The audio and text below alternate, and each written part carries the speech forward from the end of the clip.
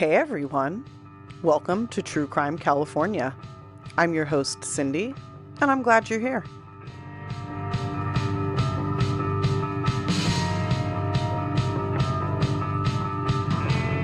Hey everybody, I'm back. I'm so sorry I was gone for 5 entire months. I had so many personal things going on and I was just overwhelmed. And I hate to say it, but for a minute the podcast felt like a chore instead of like something that I loved. And I've done a podcast for years with a friend. It never felt like a chore. It was always something that I looked forward to doing. And for whatever reason, I think just the amalgamation of things going on in my personal life made this podcast feel like something that I had to do and not like I wanted to do. So I ended up taking time off, and I ended up taking way more time off than I anticipated that I would. And I apologize for that. But I'm back and I'm really excited to be back. And I think I'm going to be back on a weekly basis with very few interruptions. So thanks everybody who has been emailing, sending me messages on Instagram. There's quite a few of you asking if I'm coming back, which honestly was so encouraging and made me feel so good. I'm so glad that there are people out here listening to me who want to listen to this podcast and want me to keep doing what I'm doing. I'm going to. And so I really appreciate everyone reaching out. Thank you guys. I love you so much. I don't know what else to say. I'm just going to jump back in.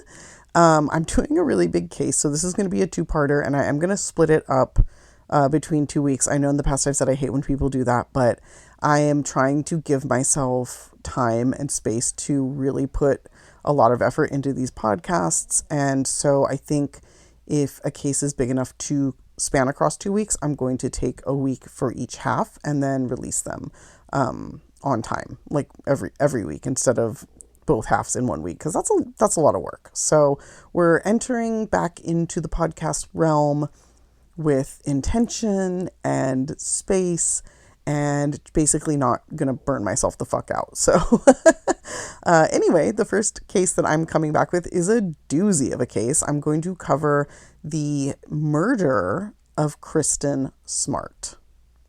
And the reason that I kind of emphasized the word murder is because for almost 25 years, this was the disappearance of Kristin Smart. But very luckily and thankfully, and thanks to another podcast called Your Own Backyard, we can now definitively say that Kristin Smart, very unfortunately, was murdered. The only time that it's a good thing when you can say that somebody is murdered is when it offers closure to the family because they were classified as missing for over 20 years instead. So when it's an open secret like it is in this case, I feel like actually being able to name that and have some sort of conclusion is really a positive in an otherwise horrible case. But anyway, I have already sort of mentioned the other podcast, Your Own Backyard. I want to give them, Chris Lambert, an official shout out. You're amazing. He's why this case was solved. So if you guys have already listened to his podcast, this is going to be a truncated version with sort of my own flavor added to it. If you haven't listened to it and you like what you hear from my version of this story, I highly, highly recommend you go listen to his. His is like a super deep dive into the case, and it's really, really well done. I get a lot of my information from his podcast, but I also did a lot of independent research. I read the case file from the trial from 2021. So, I'm trying to do a high level version here. If you want more in-depth coverage, you should go listen to it, and you should just go listen to it anyway. It's a fantastic podcast. Once again, it's called Your Own Backyard. I'm sure most of you have heard it. If you haven't, go listen. Either way, I hope you enjoy my telling of this terrible tale. And once again, this will be a much shorter version than that other podcast, but it will still be 2 parts. So let's just get into the first part. Kristin Smart was born February 20th, 1979 in Germany, of all places, which is kind of interesting. This was actually because her parents, Stan and Denise Smart, were teachers for the children of military personnel. So they would travel overseas to different military bases and teach the personnel's children. So basically elementary school teachers, but for the military. When Kristin was still pretty young, the family moved to California, and Stockton specifically, where she was raised along with her two younger siblings, Matt and Lindsay. Now, Stockton is like true central California. It's really just kind of in the middle there. Not a lot there. It's never been a city that I'm like super into. But, it's pretty suburban in certain places. And, Kristin had a good upbringing there. The three kids were all spaced 2 years apart, with Kristin being the eldest, and she filled that role better than anybody could have imagined. She was a super supportive older sister, always there for her younger siblings, and her younger siblings, Matt and Lindsay, were both actually competitive swimmers. And they both later said that Kristin went to every single one of their meets, all of their games. And Kristin actually was so involved in their swimming that when she was 9 years old, she also decided to take up the sport and worked super hard to win medals and accolades for her swimming performances. And her mom said that this was despite like both of her younger siblings kind of being more naturally talented. Like Kristin was the hardest worker so that she was able to sort of keep up with them. She also did really nice things for her siblings, like taking them trick-or-treating once she was old enough to look after them on her own. And sort of along this same line of how she was also the neighborhood kids' favorite babysitter, because she would always come up with fun and creative ways to spend time with them. So she was just really, really well liked by the kids in the neighborhood, the parents in her neighborhood. She was seen as just this really kind, positive force who enjoyed spending time with her younger siblings and just other younger kids and sort of, influencing them to be good people. When Kristin was 18 and a senior in high school, where she went to school in Stockton, she applied to be a lifeguard in Hawaii over the summer. So this would be like her summer after her senior year. So after finishing high school and before going away to college. Now, this might seem like a really ambitious thing for an 18-year-old to do, but Kristin was actually like a very well-traveled person by the time she was a senior in high school and had spent previous summers in both London and Venezuela. So she was very used to traveling, being out on her own. She was very independent. While in Hawaii, she continued being her amazing self and was a beloved camp counselor. In fact, she had such a great time there that she planned to return the following summer, but very unfortunately, that did not happen, and the reason that didn't happen is actually why we're talking about her now, unfortunately. In any case, she loved being outside and doing new and challenging things. She was a fun and supportive sibling and friend, and weirdly, she was also very, very shy, which I found to be really interesting given all the things that she accomplished in her life and how well she was liked by the people who knew her. But that's something that I kept hearing people say over and over. So apparently it was definitely true. She was a very shy person. In any case, while still in high school, beyond applying to go work in Hawaii, she also applied to and was accepted by, I believe, UC Santa Barbara, but she was also accepted to Cal Poly and chose to go there. Now, I'm not 100% sure why she chose Cal Poly, but I heard it was so she could be closer to her family, which to me seems a little weird since she was like a very big traveler and was used to being out on her own. But everything that I read said that. It just stuck out to me as being like a kind of a weird reason, considering that she was like totally cool to go overseas on her own like pretty consistently. But so for whatever reason, she had actually she had accepted another like a position at another college and then last minute switched to Cal Poly. Now, because of this, she wasn't able to live on campus right away, but pretty quickly she was able to kind of finagle her way into a dorm room on campus. And this was apparently very aligned with who she was. Like her mom said she was one of the most determined people she'd ever met. So like the swimming, she maybe wasn't as talented as her siblings, but she worked super hard to earn accolades. And apparently when she applied to be a camp counselor in Hawaii, she didn't actually meet all of the requirements, but was still able to convince them to allow her to come work for them, and ended up being like one of their favorite workers. So this was very aligned with who she was. Like if she wanted to make something happen, she was going to make it happen. So when she did finally move into the dorms, she moved into one called Muir Hall, which was one of the quote unquote red brick dorms, I guess is how they were referred to. And it was close to many other dorms, including the Santa Lucia dorm, which is something we're going to talk about a lot through this tale. Kristin, as always, did well in school and got good grades, and this was a big deal for her because, again, she worked really hard. She wanted to get straight A's, and she usually succeeded in doing so. But besides doing well in school, unfortunately, Kristin wasn't super happy at college and had quite a few conversations with her parents about coming home and actually leaving Cal Poly, like either before the year was over or at the end of the year, and maybe going somewhere else. Her mother, Denise, actually said that she sent her what she called a suck it up buttercup letter, basically telling her, like, life's not perfect, get over it, see this through. This is what you committed to doing. You should stay. So Kristin, I don't know where that would have ended up had things not turned out the way that they did. But I do know that this was kind of a point of contention between the family because Kristin just wasn't happy at the college.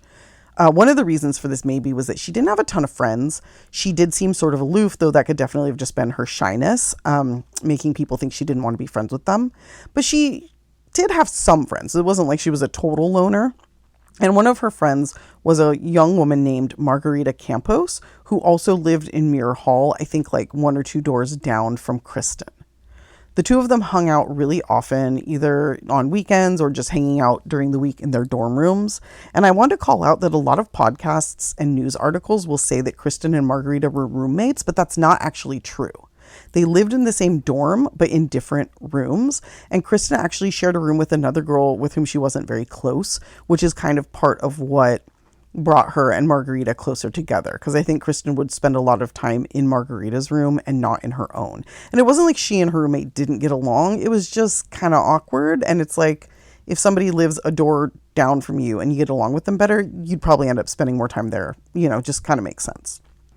Now, I know I've mentioned like 45 times that Kristin was very shy, but she also had a really fun side to her. And one of the things she would do was choose like a new random nickname to give herself before she went out to parties. So she would like meet people and like give them like a weird fake nickname. One of the nicknames that she used came from a former friend named Roxy. So she'd grown up with this friend and had actually been close, but before leaving for college, it was kind of weird, but Kristin kind of made a point of telling Roxy, like, I'm probably not going to be in touch much because like my new life is starting. So I don't know if using her friend's name as her own nickname was like an homage to their friendship or if she just liked the name. But in any case, this was one of a few names that she would tell people. And Roxy is of particular interest because that's the nickname that she used on the night she went missing on May 25th, 1996. So to clarify, the two went out, Margarita and Kristin, and actually I think a couple of other friends right at the beginning of the night, went out on Friday night, May 24th, but Kristin disappeared well after midnight, so the date of May 25th is the official date that she went missing. And as far as what happened, Kristin and Margarita decided to go out that night to find a party.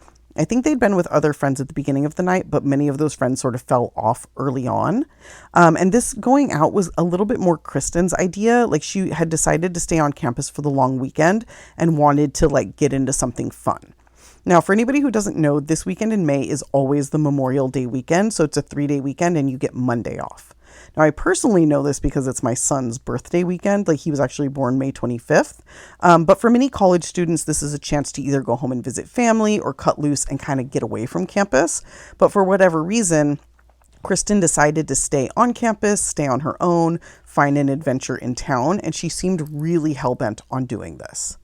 Now, Margarita, for her part, wasn't nearly as excited to go out. And after the two were out for a while and failed to find anything super fun, Margarita decided to go home.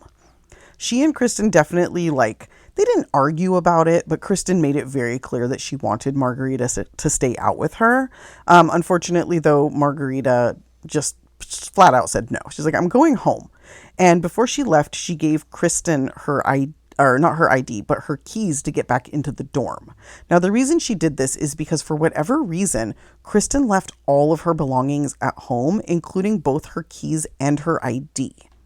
And because Margarita was going home before 10 p.m., she was going to be able to get into the dorms. Like the door stayed unlocked until 10. But because Kristin planned to be out later, she was like, I can't get back in if you don't give me your key. So Margarita gave her her key and went home, leaving Kristin on her own to find a party. And I will tell you right now, that is something that Margarita has regretted probably, the day after and for the rest of her life. Like, she has mentioned this in more than one interview, in more than one situation, that it was a huge mistake and that she regrets it. And I absolutely hate that for her, because how would you know? Like, it's not her fault what happened. And I just feel terrible for her that she has to carry that guilt. So anyway, Kristin found a party on a street off campus, and Margarita went home. And when Kristin arrived, I think it was only like not even 10 o'clock at night, like I said, and there were only about 20 people at the party. But as the night wore on, the party got a bit bigger, with like 45 or so people in attendance.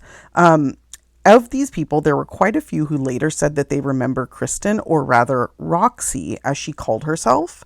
And this might have been because Kristin was 6'1" and really pretty. So she definitely would have stood out in a crowd. Now, some of the people who were there were college students, but for the most part, I don't think she really knew anybody. And I think the only reason people remembered her was because she's a pretty memorable person. A very tall, young, pretty girl is going to stand out in a crowd, like literally and figuratively.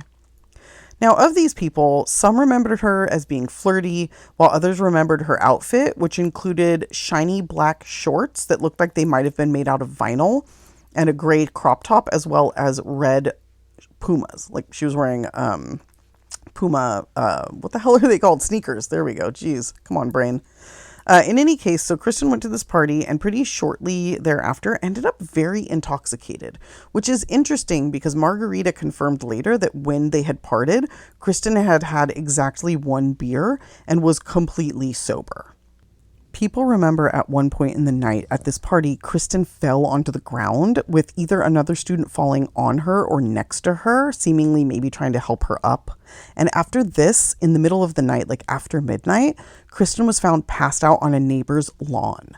Now, presumably, this was from drinking too much, but we're going to have to revisit that idea. When she was found outside, the two students who found her, Tim Davis and Cheryl Anderson, tried to help her get home. The two had actually planned to leave the party together and walk home anyway. And then they were like, oh, we better help this girl. And Kristin lived in a dorm not too far from where Cheryl lived. Tim actually didn't live in any of the dorms, but was going to walk Cheryl home because she didn't want to walk home alone because it was well after midnight. So anyway, they're holding Kristin up, trying to walk her back to her dorm, when out of nowhere, another student comes up and is like, oh, I'm going to help. He offers to help. Like, oh, I live across the street from Kristin. I know her. Let me help you out. I live in the Santa Lucia dorms. There it is. Let me get involved. This student was none other than Paul Flores, who we're going to talk about in great detail. Apparently, Paul had been at the party that night, and it later came out he had been the student with Kristin when they both fell down during the party, which means at some point during the night, the two had been interacting. And again, this is another thing we'll revisit. So the four students start walking, and pretty quickly, Tim peels off to go home because Cheryl now has two other people to walk with. So he doesn't need to walk her home. She doesn't feel scared. She's good to go. From there, Kristin, Cheryl, and Paul all walk slowly back to campus, and when Cheryl approaches her dorm, she makes Paul promise that he's going to take care of Kristin and get her back to her dorm. Cheryl goes to leave, but before she does, Paul asks her to give him a goodnight kiss, which is super fucking weird and random. And when Cheryl refuses, he says, okay, well, how about a hug? And she says no to that as well. She then reiterates to him that he needs to get Kristin back to her dorm and leaves to go home, expecting Paul to do what he says. Now, Kristin's dorm and Paul's dorm are like not even half a mile from where Cheryl turns into her own dorm. So it's not very far, but apparently when Cheryl left, Kristin was not really able to walk on her own, or if she would have been able to maybe stand up, but she was definitely like mostly leaning on Paul, who had his arm around her waist to help keep her up. So Cheryl made it clear when she was interviewed later that like Kristin probably would not have been able to make it home on her own. And I think that's really, really significant because unfortunately, this is the last time anybody ever saw Kristin Smart, except of course for Paul Flores. So now it's Saturday morning, and Kristen's roommate, along with Margarita, noticed that Kristin hadn't come home. Neither of them were immediately super worried, although they definitely noticed. But after she still had not returned on Sunday, the pair decided to reach out to call campus police. Meanwhile, in Stockton, Denise and Stan were waiting for Kristin's Sunday morning phone call, which she did every single Sunday to kind of check in and talk with them. And in fact, 2 days prior, on Friday, before going out, Kristin left them a message on their home phone saying she was excited to talk to them on Sunday because she had good news. Unfortunately, she never called. So as I said, her friends called campus police, but they super did not take this seriously. And I'm going to pause now real quick to note, to sort of just say that the reason, and as far as I'm concerned, the only reason this case wasn't solved right away was due to egregious police negligence and mishandling of this case from the moment it began until nearly 25 years later. I mean, every step of the way, the police seem to be actively trying to not solve this case. And it is so blatant and so infuriating. And I have to say, it actually makes it all the sweeter when this case does come to something of a conclusion. But even that is very, very bittersweet. And we'll all see why. So anyway, it starts with the campus police victim blaming Kristin, basically slut shaming her despite having no evidence that she did anything wrong. But they based her judgments on what she was wearing and the fact that she didn't have a ton of friends. So even when her, friends called, they basically just shrugged off her disappearance, saying oh, she probably went camping unexpectedly or went home for the weekend. Now, when her friends and roommate called the actual SLO San Luis Obispo City Police, they say, oh, sorry, not our jurisdiction, call the campus police, which is fucking crazy because campus police actually don't have full jurisdiction. So when you're dealing with a missing persons situation, especially when it happened potentially off campus, it's absolutely insane that the city police would be oh yeah, call the campus police. That's their problem.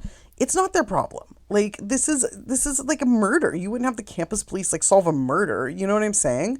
But this just goes to show how little care they were putting into this and how they did not take this seriously at all. So finally, on Monday morning, May 27th, after the friends keep calling and Kristin's parents are also where the hell is our daughter, the police call her family after her friends are you have to fucking call them. And they ask Stan and Denise, hey, is Kristin home with you for this holiday weekend? Of course she wasn't. So now Stan and Denise are terrified. And Denise actually later said she knew right away that something was seriously wrong. Now, from here, police start to take her disappearance a little more seriously, but still did just the worst job looking for her and dealing with this case. Despite their straight up opposition to doing their jobs correctly, the police did manage to find out pretty quickly and from many people that Paul Flores was the last person to see Kristin that night. They had witnesses from the party who came forward, and they had the two students who walked with her who both said Paul insisted on coming with us. He insisted on being the one to take her home. He said he knew her. And that may not have been an outright lie that they knew each other, but the way they knew each other was also very suspicious, and police kind of didn't really give a shit about this. Now, as far as I know, and from everything that I've read, the way that Paul and Kristin knew each other was that Paul worked at a grocery store near the college campus, and Kristin would go in and he would creep her out. And that's kind of that's it. There are a couple stories of him stopping by her dorm room to try to talk to her, and people who saw this all saying she seemed very not interested. But as far as them knowing each other in a way where it would make it cool for him to walk her home, that simply was not the case. Anyway, finally, after more than a few days, police finally do interview Paul, but they do not search his dorm room. They don't search his car. They don't do anything to show that they're taking this case seriously at all, even though at this point, Kristin's been missing for 4 days. In fact, this initial interview takes place May 28th and is outside of a classroom. They don't even bring him into the station. They just go find him and ask him hey, we heard you might have seen this girl. Do you know who she is? Now, at first, and this is a big red flag, Paul denies knowing her at all. And later, after they're pressing him, are you sure? He's oh, you mean Roxy. as if he doesn't know who she is, as if he hasn't been to her dorm room, as if he hasn't stared at her at the grocery store. So he says, oh yeah, Roxy, that's how I know her. I didn't know her name was Kristin, which is the lie. And then he says, oh yeah, I walked her back to her dorm room, but I just left her there. I just left her like in between my dorm and her dorm. We split and I walked to mine and she walked to hers, which like immediately is problematic because both of the other students who walked with her were like, yeah, she could barely walk. But anyway, this is what he tells them. And at first that seems to satisfy police, who just are like, thanks for your time, sir. And once again, don't search anywhere and don't do jack shit. Also, I should mention that the day before they do this like unofficial interview, he was actually arrested on a warrant for a DUI. And this wasn't even his first DUI. This was like, I think like his second DUI. And I will remind you that at this time, he was 19 years old. So this guy isn't even legally old enough to drink and he has multiple DUIs. So he got brought in, got, his booking photo taken and then was released. And then the next day they decide to actually like interview him, but only outside a classroom. And then finally, 2 days later on May 30th, they bring him in for an official interview. So they bring him in and this time police notice, oh, hey, you've got a black eye and scratches on your hands and a rug burn on one of your knees. And in keeping in what I can only describe as their plan to bungle this case, no matter how easy it would be to solve, they do not take any photos of these injuries. In fact, the only photo to show any of his injuries from this time was his booking photo for his DUI, which they just happened to take.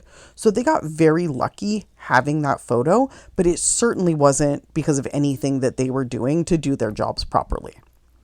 They did ask him about these injuries, and at first he's like, oh, I don't know how I got them. So they're like, you don't know how you got a black eye and like scratches on your hands? What are you talking about? So then he's like, oh, I played basketball on Sunday and I got elbowed. So that's how that happened. And they're like, okay. And then they interview him again, like a few weeks later, and he changes his story again. And he's like, oh, it was just the little white lie I told you guys. I actually got the black eye while removing a stereo from my truck. Now, he drove a 1993 Ford Ranger, which was like, if you were around that time, and I say that to you, you already know the color, but it was like the hunter green color.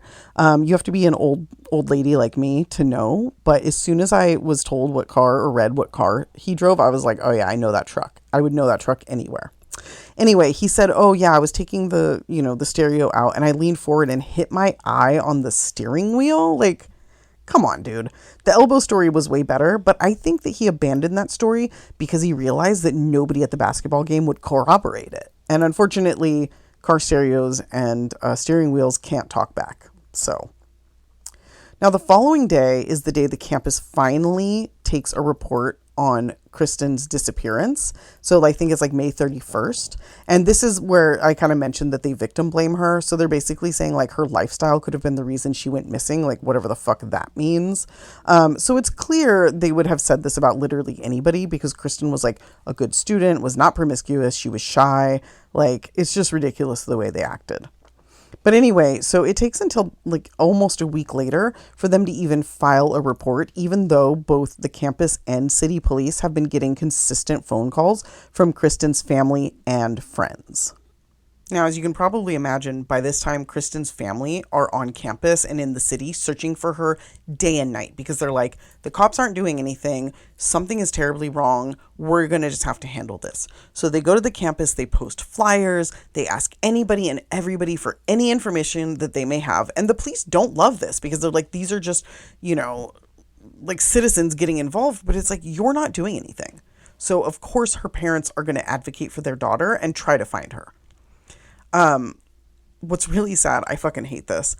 There was an interview actually from Your Own Backyard where a friend of Stan's recalls the two of them literally looking for Kristin's body in garbage cans on campus. Like, Stan at this point already thought that his daughter was dead and was just desperately attempting to recover her body because he knew that if she wasn't contacting anybody and hadn't been seen, the only reason would be that something terrible happened to her. So that's how bad this was from the very beginning. Like, the family knew it. The cops refused to help. It's just really, really bad. Now, fortunately, Pretty quickly, this becomes national news and the FBI gets involved. The police also finally start to take this seriously, and they go ahead and search Paul's dorm room, but this is not until mid-June, after the semester has ended and Paul has moved out. Also, by this time, a professional cleaning crew had come in and cleaned out all of the dorms, probably removing a ton of evidence, which is just so perfect. Now, that all being said, when police did search the dorms, and his room specifically, they did so with cadaver dogs, 4 of whom alerted to Paul's room and his room only. And this is out of hundreds of dorm rooms, and these dogs all alerted separately. Now, 2 of the dogs had the same trainer, but 2 of the other dogs had different trainers. None of them interacted. None of them knew what room was what. None of them knew there was a suspect. They showed up, let their dogs do their jobs, and they all went to Paul's room and only Paul's room. That being said, Paul was not arrested because they had no real proof that he'd done anything wrong. And of course, despite 4 cadaver dogs being like, yeah, there was a dead body in his room, police still failed to search his truck, his dad's vehicle, either of his parents' homes, both of which were about 15 minutes from the campus, or do anything else to further this case, which again, very fucking obvious what's going on.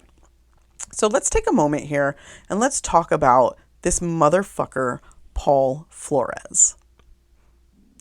Paul Ruben Flores was born January 18th, 1978, and raised, at least in his younger years, in Southern California, and specifically Torrance, which is in the South Bay area of Los Angeles. And I'll call out now that after he moved away from his parents, he moved back down to the South Bay.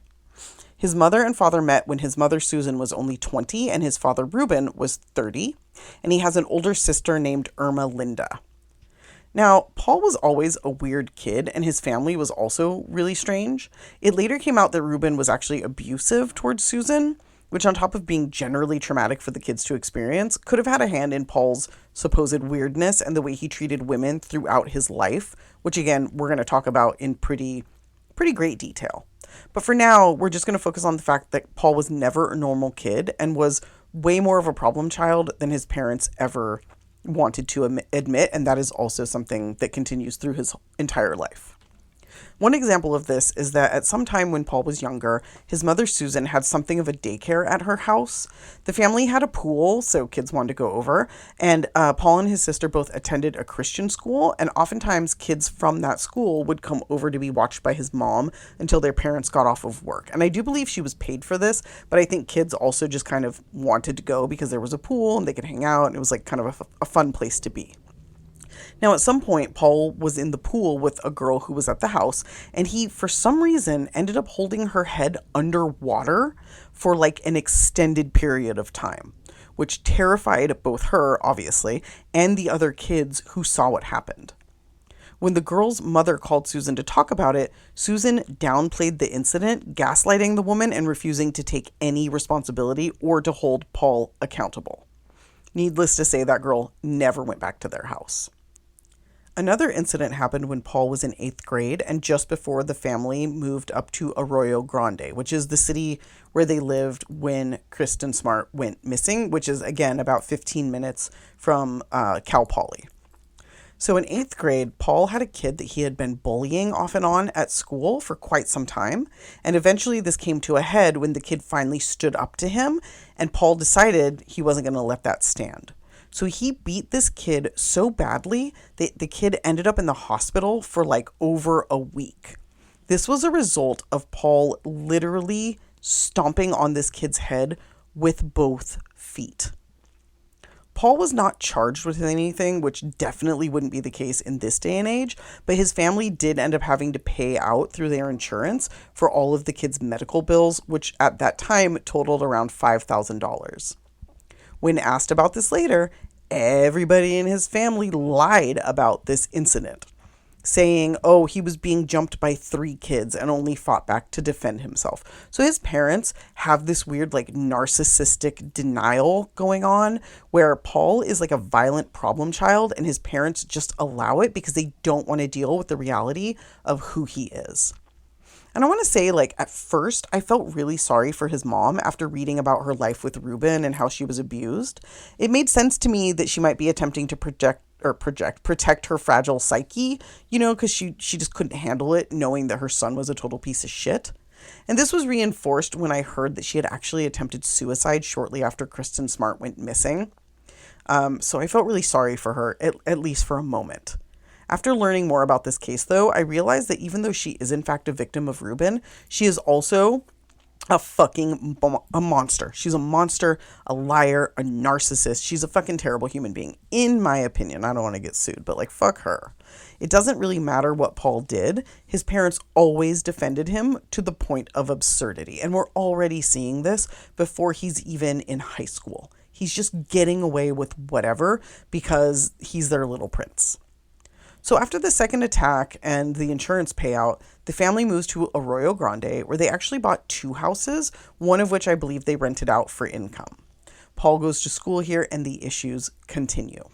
In school, he's known as Scary Paul or Creepy Paul, and he does a ton of shady shit to earn these nicknames, including stalking girls from his high school and just generally being really weird and shitty. Like, he would show up to parties where he wasn't invited and would do super inappropriate things. And some of the things he did were straight up violent. At one point, he got beat up and kicked out of a party after body slamming a girl who wouldn't get out of the way when he was trying to talk to her friend. And she actually already knew him as like Scary Paul, and she thought he was like a dickhead. So he was like, "You're cock blocking me. Get out of here." And she was like, "Shut up, Paul. Like, fuck you," basically. He picked her up and fucking body slammed her. He actually like violently attacked this girl because she didn't want to move. So he's a really fucking shitty person, didn't have any friends, definitely no girlfriends, and he was also a really shitty student, which is surprising that he was able to attend Cal Poly, but apparently at the time they had like, and they may still, they have a program for residents in the area where they don't quite have to meet the stringent requirements of other people applying, because they really wanted to have people from their community have access to the college. And this is honestly super unfortunate because this is exactly how he ended up meeting and later murdering Kristin Smart. And I can actually say that now, again, thanks to Your Own Backyard podcast. He did murder her, but we'll get there because it's a long time before that becomes a factual statement, even though everybody fucking knew it for a very long time. In any case, pretty shortly after Kristin went missing, Paul's parents actually split up, and Susan moved into that second home that they had, which was located on Branch Street in Arroyo Grande, while Ruben stayed in their original house on White Court, also in Arroyo Grande. As I had mentioned, Susan had potentially attempted suicide after Kristin's disappearance, I think by taking too many pills, but was saved when somebody called Ruben and he went and took her to the hospital. So even though they were split up, they were still, and to this day, are still pretty involved in each other's lives, which I find to just be such a weird family dynamic, especially because Susan ended up with a boyfriend who she met I think she even had an affair with him, before she and Ruben split up, and they're still together as far as I know to this day. This man's name is Mike McConville. It may come up later. I might just refer to him as the boyfriend because who fucking cares? But in any case, this is sort of, the dynamic of this family. And as you can tell, it's very not good. But anyway, we're going to get back into the case. But I'm actually going to push that to next week because I think kind of wrapping up what happens after she goes missing makes a lot of sense. So part 1 here is sort of setting the scene and talking about what happened the night she disappeared. Part 2 will be explaining what happens with the case afterwards and concluding, which very happily I can do to some level of satisfaction. So thanks everybody for listening. Again, I apologize for being gone for so long. Had some personal stuff going on and just got so busy. I had to take something off of my plate. Unfortunately, it was this. I would like for that to never be the case again because honestly, this is such a fun thing to do, which I realize is kind of twisted to say, but podcasting is a really fun and creative thing. I love researching, so I'm really hoping I never take another hiatus like that one. But thank you to everybody again who reached out, and please do rate, review, share with friends and family. Small podcasts, we don't make a lot of money doing this, so every little bit helps. Thanks to those of you who actually listen to the shitty ads on the podcast. I'm so sorry that you have to do that, but I appreciate when you do. And I'll be back next week with part 2. And until then, stay safe.